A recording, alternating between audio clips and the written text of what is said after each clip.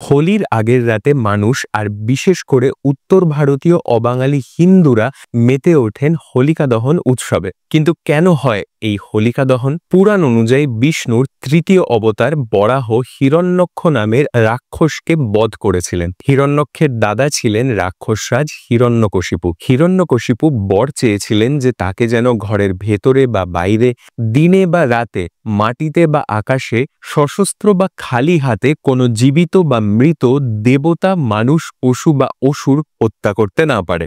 বর পেয়ে হিরণ্যকশিপু নিজেকে অমর ভেবে অত্যাচার শুরু করলেন বিষ্ণুর উপাসকদের ওপর। এদিকে তার নিজের ছেলে প্রহ্লাদই ছিলেন বিষ্ণু ভক্ত। এতে হিরণ্যকশিপু প্রচণ্ড রেগে যান আর বারবার প্রহ্লাদকে হত্যা করার চেষ্টা করেন, কিন্তু প্রতিবারই বিষ্ণু অলৌকিকভাবে প্রহ্লাদকে বাঁচিয়ে নেন। এমনই একবার হিরণ্যকশিপু বোন হোলিকার সঙ্গে মিলে প্রহ্লাদকে হত্যা করার ষড়যন্ত্র করেন। আগুনে না পোড়ার বরপ্রাপ্ত হোলিকার কাছে ছিল এক অদাহ্য মায়াবী উত্তরীয়। তাই প্রহ্লাদকে যজ্ঞের আছিলায় তার পিসির কোলে বসিয়ে একটা জ্বলন্ত চিতার ওপর রাখা হলো, যাতে প্রহ্লাদ পুড়ে মরে আর হোলিকা নিরাপদ থাকে। কিন্তু আগুন জ্বলে উঠতেই সেই মায়াবী উত্তরীয় গিয়ে প্রহ্লাদকে ঢেকে ফেলে। হোলিকা আগুনে পুড়ে মারা যান আর প্রহ্লাদ অক্ষত থেকে যায়। পুরাণ মতে এই ঘটনা ঘটেছিল ফাল্গুন মাসের শুক্ল ত্রয়োদশীর রাতে। তাই প্রতি বছর যেমন দশেরার সময় রাবণের কুশপুতুল জ্বালানো হয়, ঠিক সেভাবে অশুভ শক্তির বিনাশ করতে